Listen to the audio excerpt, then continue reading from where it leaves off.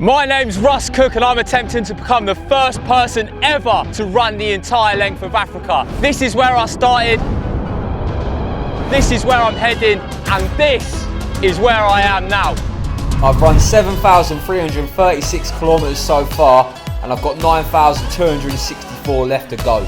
So far on the mission, I've survived alone in the desert, pissed blood, been robbed at gunpoint, thought I was going to be killed in the jungle, had my support van smashed to bits, and in this episode, the team splits up as Nelly goes to sea in pirate-infested waters and I take to the mountains as we attempt to tackle the hardest border of the mission yet.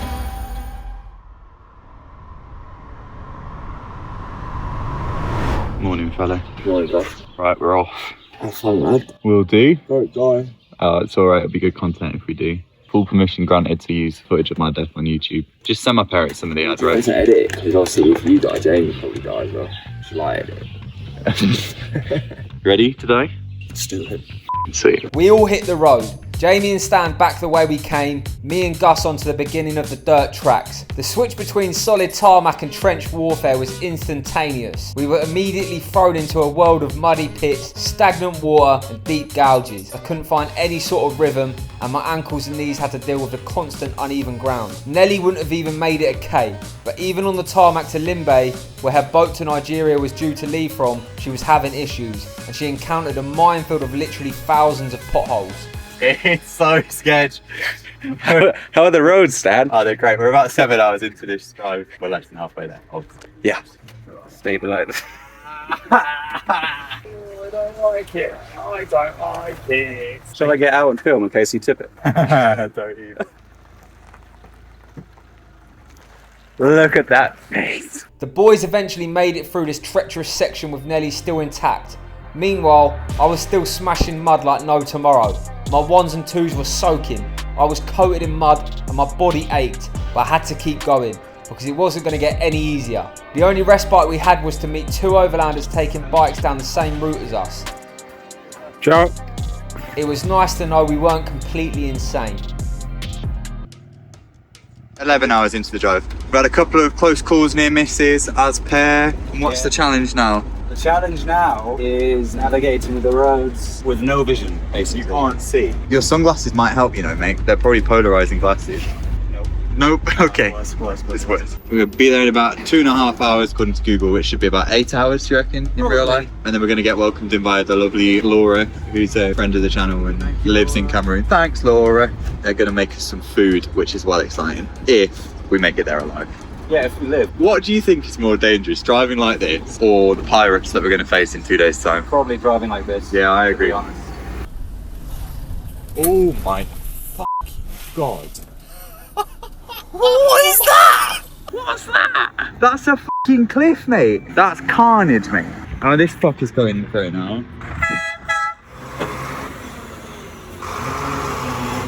Holy shit, man. Only just made that. As the sun set completely, I finally made it to 60k and parked my muddy arse in the 4x4. Hello, finished for the day. Sorry for the lack of updates. My phone nearly died. Tough day on the road out there, can't lie. Those roads were dog shit.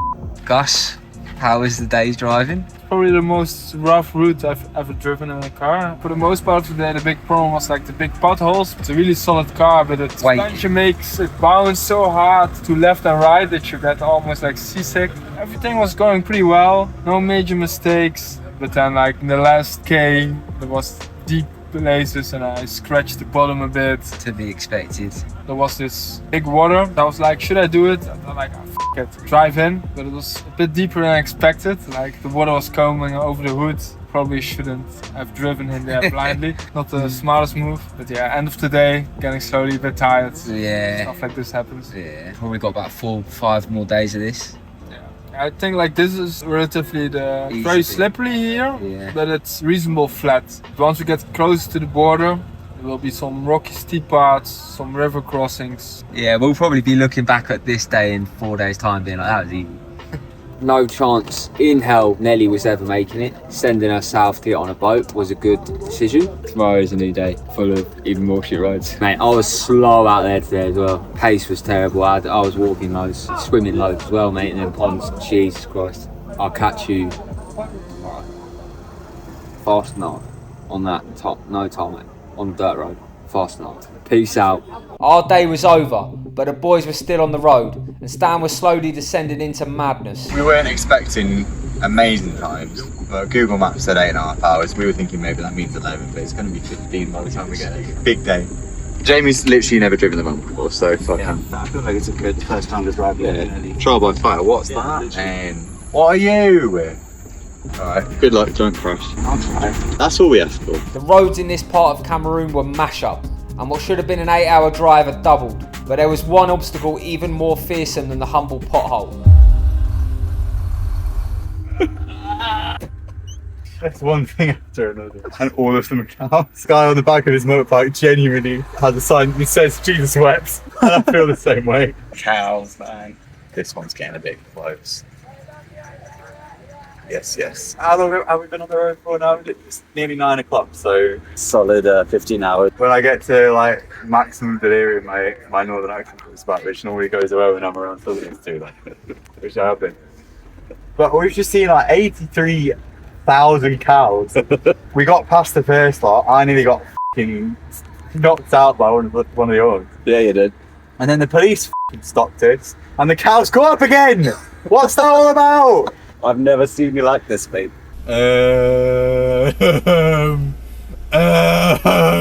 What's happening? Is it cows? It's all cows. It literally is.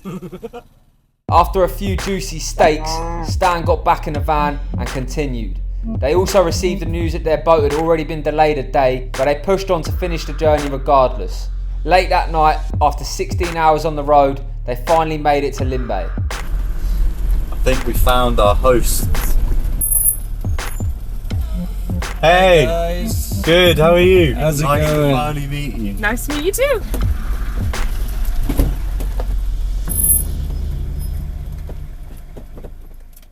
Off to a lively start this morning. Got the entire school coming out.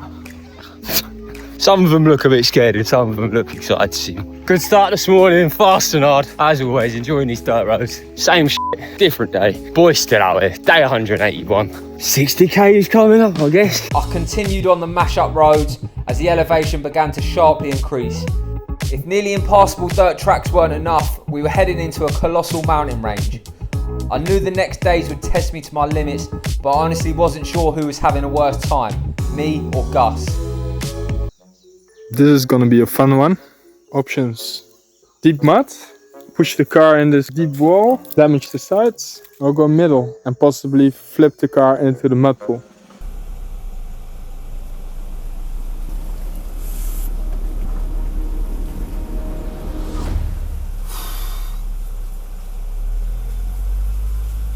He'd suffered a small aneurysm, but he made it. However, this was just one of literally hundreds of obstacles he'd have to tackle before tarmac showed its beautiful face again. Do you reckon, gosh, I just go storming into it or what? Sure thing. Yeah?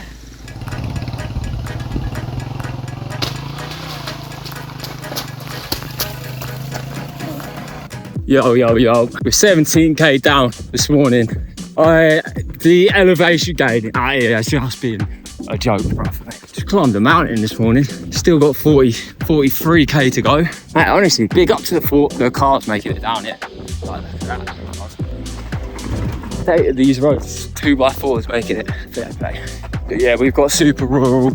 People ain't even speaking French anymore. Got a local language on the go that I don't even know. These are the type of roads that it's just like. And tarmac's just like hard bottled it. What path are we taking here? Want to try and get around to the side. Yeah, let's see. Right, that was a bit of a update, wasn't it? Sorry, Stan. As I wiped mud out of my ear holes and smashed my limp legs into the 600 river of the day, I wondered, what are Stan and Jamie up to?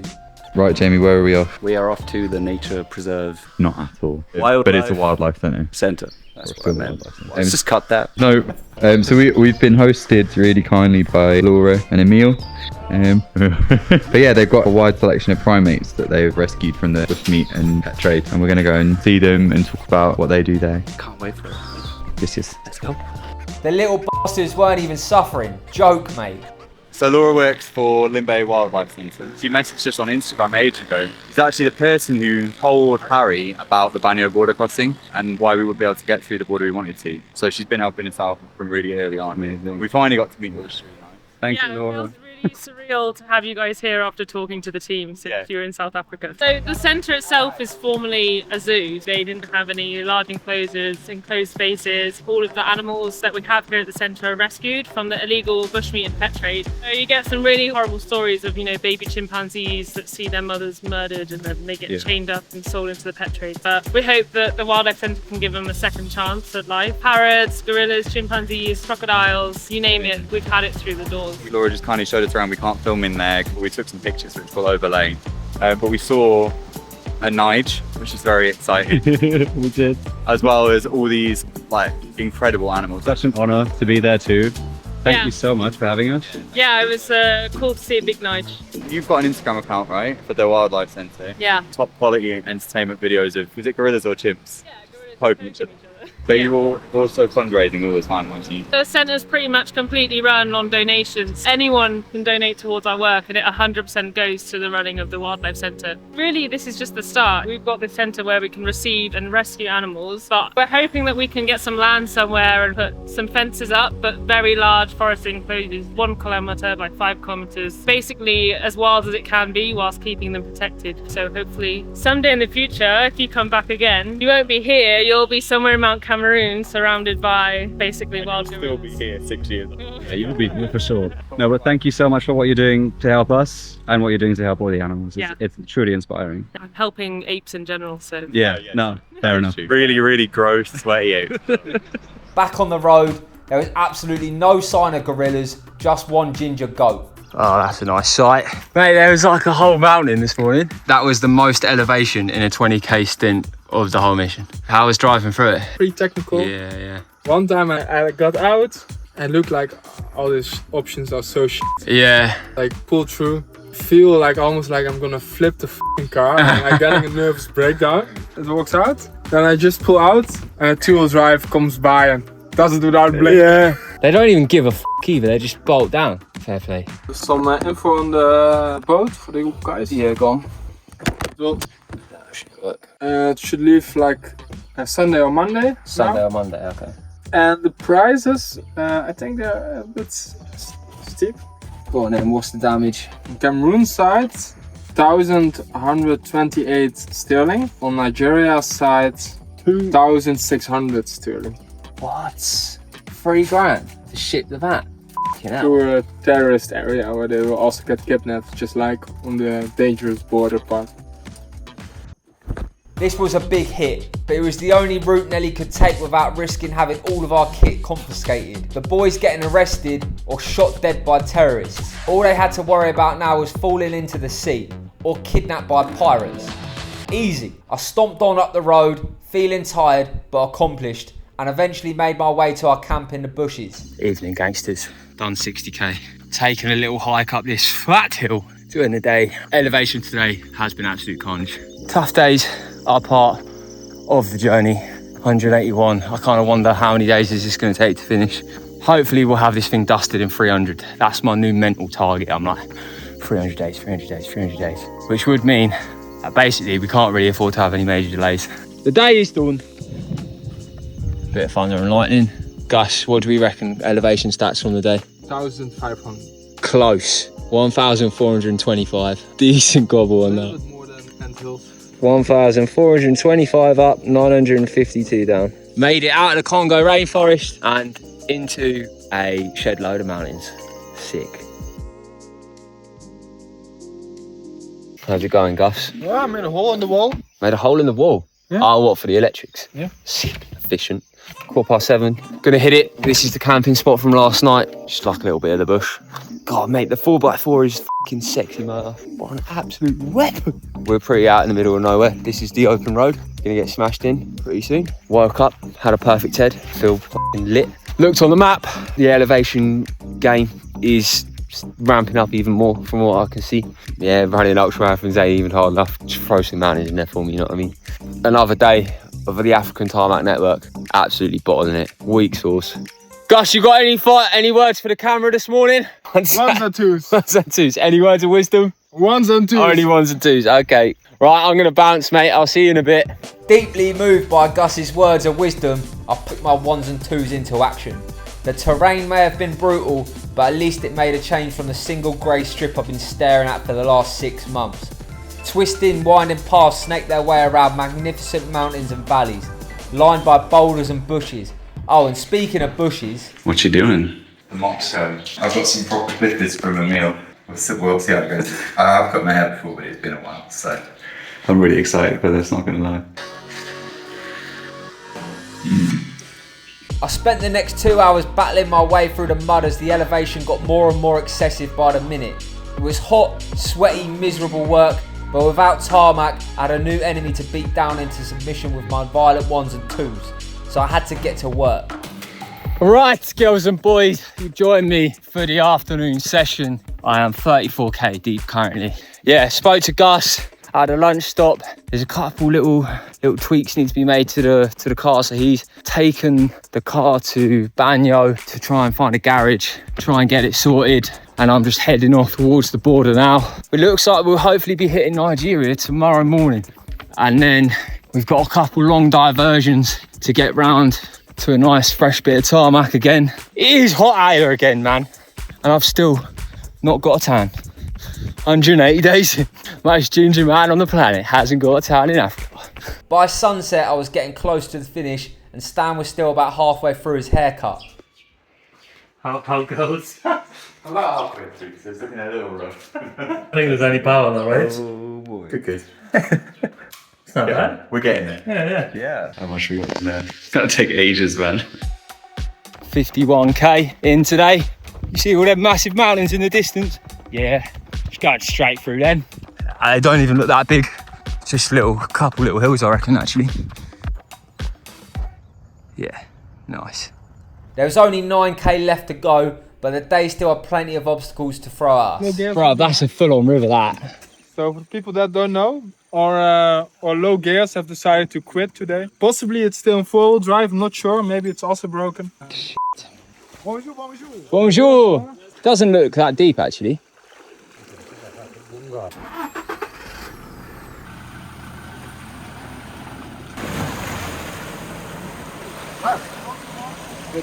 Sava. Perfect. River successfully crossed. I thought we were in the clear. I was wrong. She's stuck then, or what?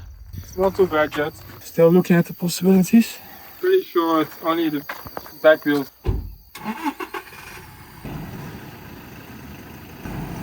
Yeah. Nice. There's not a single great option. Oh, mate, I'm nervous.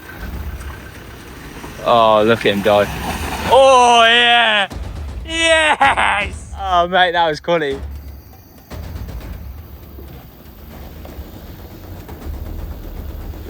Oh, the tension. Oh, my God. That was some Top Gear kind of shit, that. Stan, I just realized we haven't given the people what they wanted, the reveal. Oh yeah, shit. Yeah, look at that. Give me a 360. No, I think you should just look at me like this. I don't know about that. I'm just gonna. He's turning with me. Look, have a look at that though. There's that Mount Cap. Yeah, wow, that must look amazing. Fine. Yes. Oh yeah, but it looks good, man. Hey, look at the view though. The view's a lot better than that. I mean, to be fair, it f***ing is. Where are we? I don't even know. There's a 4,000 meter high volcano over there. The sea's over there. We are doing some work, I promise. But I think fair to say we got the long straw. Yeah, we did. As Stan and Jamie settled into their new life of luxury, I finished my show of a day. The day is done.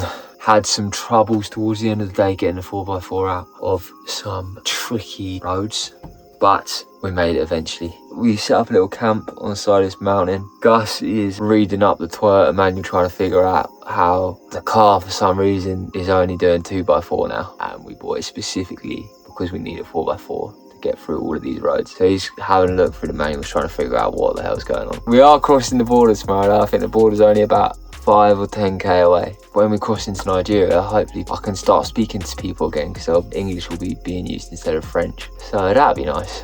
We'll see what Nigeria brings. Right, back again. Day 183. Cameroonian immigration is about 5k away, I believe. A little bit tight this morning. Elevation of the last few days has really grinded on me.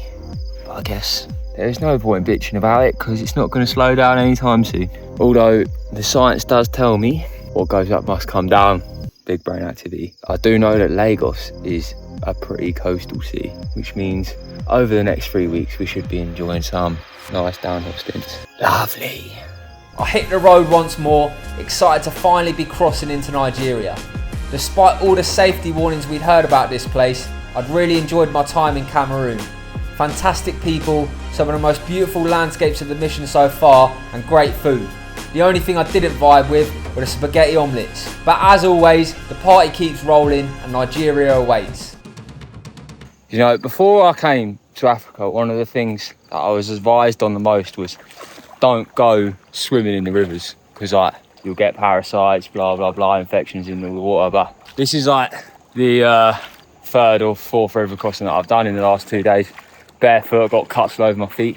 You're a silly boy, Russ. You know, this was totally unnecessary. You didn't need to do this. Actually, I kind of did, to be fair, because there's no other way to cross. Mate, I ain't quite got that long jump in me, to be honest, boys. The border was just around the corner, but these roads gave no opportunity to relax. Just a few hundred metres away, we hit another problem. We're 7k in. Got a bit of a problem. There's a truck that's got stuck. It's blocking the path. So we're going to have to wait for them to move. These kind of things might mean that mileage takes a bit of a hit over the next few days, because when it's only me and Gus, we don't really want to get too far away from each other. If for whatever reason Gus couldn't end up passing here and I run 20k that way, then we're in a bit of a problem. Got himself in a bit of a pickle. Guy's fixed his car. What a machine.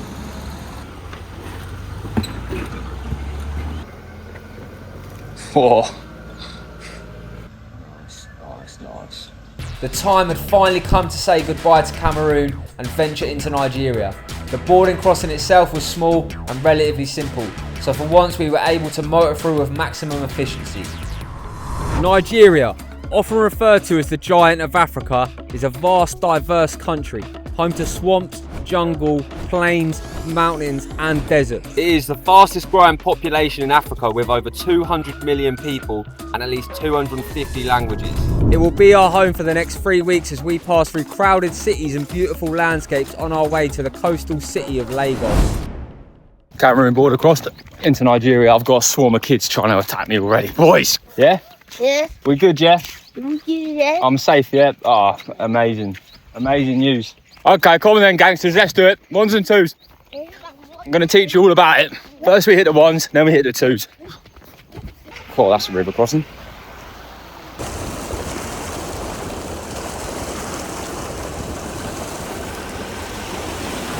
That's good. What do we reckon? Good? C'est bon. Just because we were in Nigeria, that didn't mean we were clear of the shit roads. Far from it. I still had the rest of the mountain range to stomp through before we hit the Tarmac again, which was still days away. Not even 10k in, we were stuck. 4x4 stuck. We're having a great time, aren't we, Gus? Now you make me sound like a bad driver. It's a 2x4 now. Yeah. We were like, shall we try and go and get some tools to put it... Well, I say we. Shall Gus try and go and get some tools to try and get it back to 4x4, or should we just try and hammer it?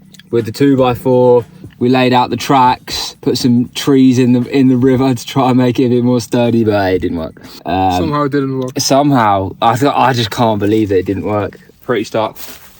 Stuck pretty good. So game plan now, just to wait for a truck to come past and then get him to put us out. Hey, they brought out half the village to fix the road for us. Loads of people were getting rocks. how many times are we going to have to do this in the next few days? Do you know what I mean? According to them, this is the main part. This, yeah. yeah. There's probably going to be another one at least.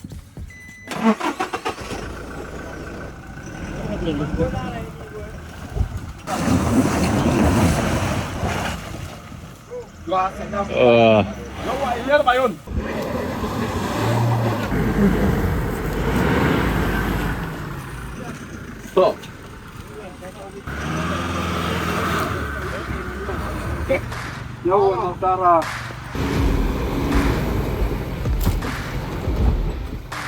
I was amazed with how kind people had been on the road so far. Whole villages would come together to get two complete strangers out of a sticky situation, and we would have been f***ed without them. Thanks to Gus's expert driving, we were through the worst of it for now. I continued on, but by now it was already getting late, and I only managed to make it to 20k before we lost light. We made it to Nigeria. We made it. We are here. How was the driving, Gus? It's got to be some of the most challenging roads you've ever driven on, surely. Definitely. Yeah. Definitely the most challenging road. Took us like over 10 hours to get 20k done. Slow one, but we've been told that the roads are better on this side. We did find, I would say this is the best camping spot on the mission so far. Yeah. It's very nice. What more can you want, boys and girls? Now we'll be heading to Lagos and hopefully catch up with the boys some point next week. Who knows? As for the time being, you've got the honour of having the vlogs where we don't really film that much. So enjoy that. Sick! In the next episode, I hunt for tarmac, Stan gets malaria, and the van nearly falls in the sea.